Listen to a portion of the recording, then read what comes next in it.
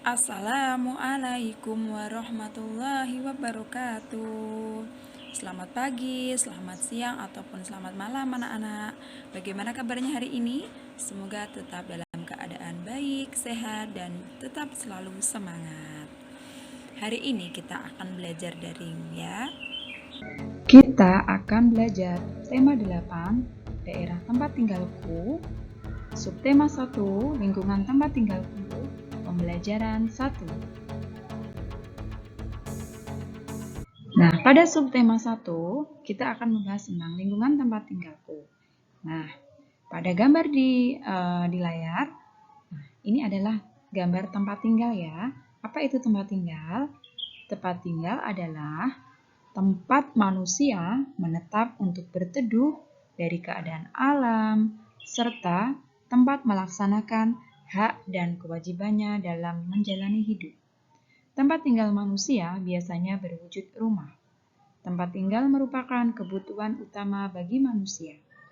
Setiap manusia tentu menginginkan lingkungan tempat tinggal yang nyaman untuk kehidupannya.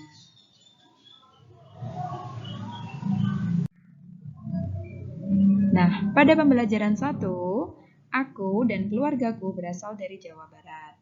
Di Jawa Barat terdapat banyak tempat wisata, di antaranya Telaga Warna. Apa kamu pernah mendengar cerita asal mula Telaga Warna? Ayo kita cari tahu.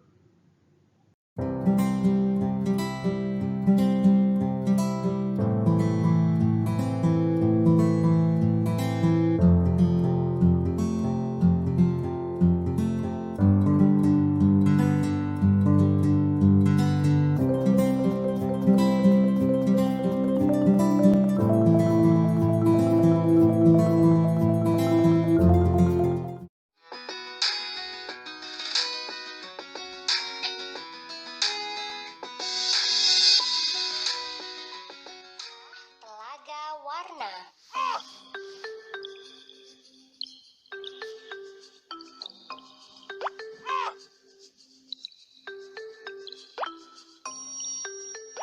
Dulu ada sebuah kerajaan di Jawa Barat yang dipimpin oleh seorang prabu. Ia adalah raja yang baik dan bijaksana. Negeri itu sangat makmur dan tentram. Tak ada satupun penduduk yang kelaparan.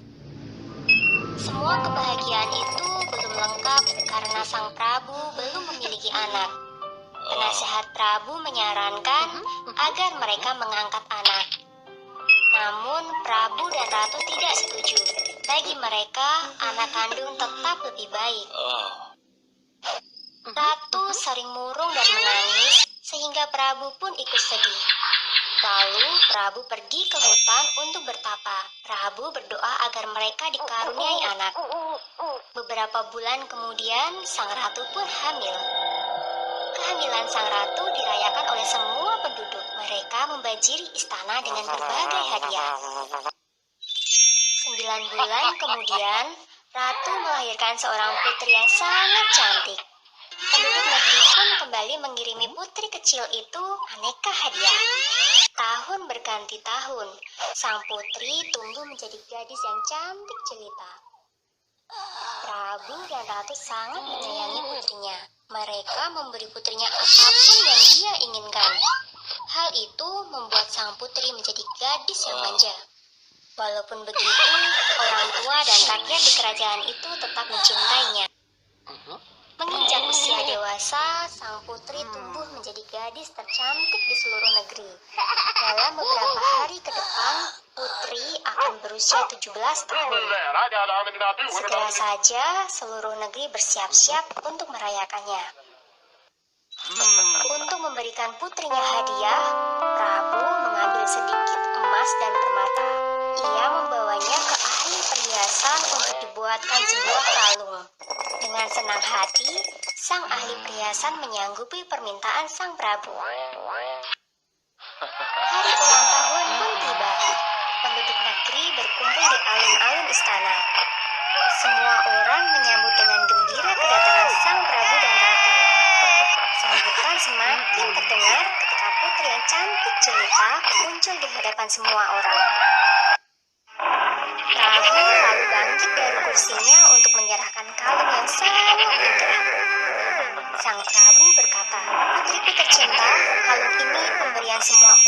penjuru negeri. Mereka sangat mencintaimu. Pakailah kalung ini, nak. Putri menerima kalung itu lalu mengamatinya sekilas. Dengan kasar, sang putri membuang kalung tersebut sambil berkata, "Aku tidak mau memakainya. Kalung ini jelek." Sang raja dan semua rakyat yang hadir di situ sangat terkejut. Tiba-tiba saja sang ratu menangis terseduh-seduh. Hatinya sangat terluka. Melihat ratu mereka menangis, seluruh penduduk pun ikut menangis. Kesedihan yang mendalam membangkitkan murka dewa. Dengan ajaib muncullah semburan-semburan air dari halaman istana.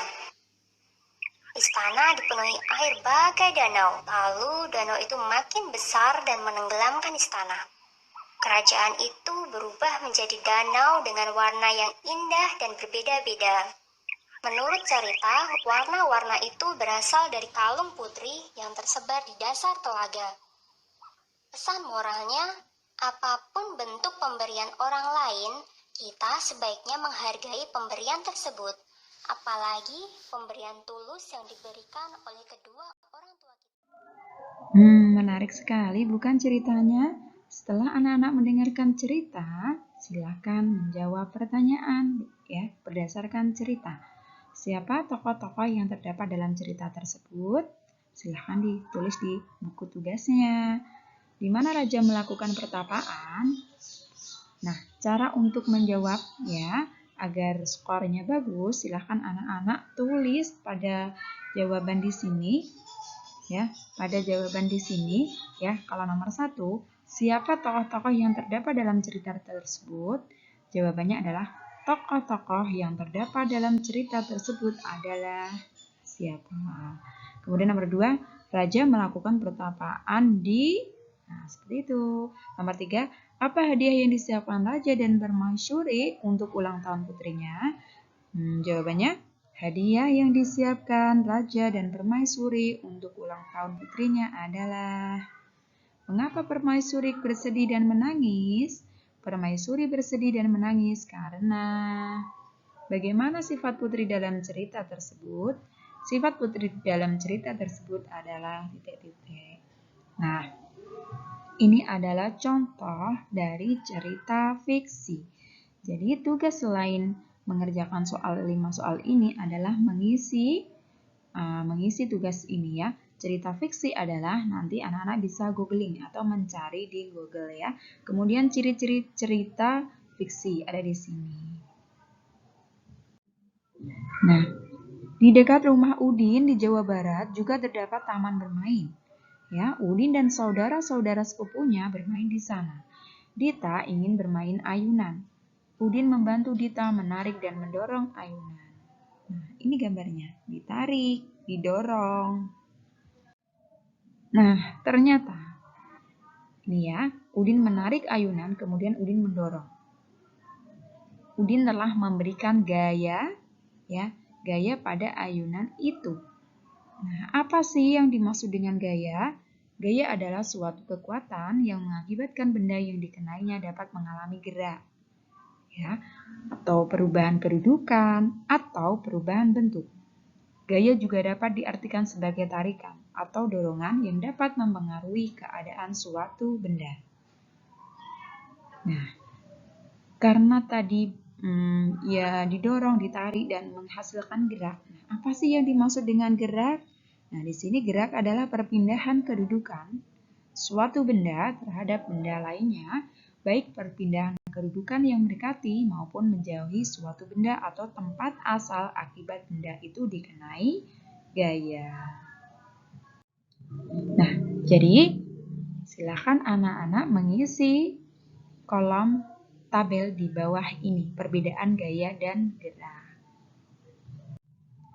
Nah, sekarang ayo kita renungkan ya. Tadi pembelajaran 1, subtema 1, tema 8, mempelajari tentang cerita fiksi, ciri-ciri cerita fiksi, yang dimaksud dengan gaya, yang dimaksud dengan gerak, yang dimaksud atau apa yang membedakan gaya dan gerak. Nah, untuk menjawab pertanyaan ini ya, kita akan tugas anak-anak adalah membuat buatlah peta pikiran untuk menjawab pertanyaan di atas. Terima kasih telah menonton video pembelajaran dari kami.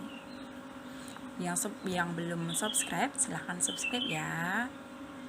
Sekian, wassalamualaikum warahmatullahi wabarakatuh.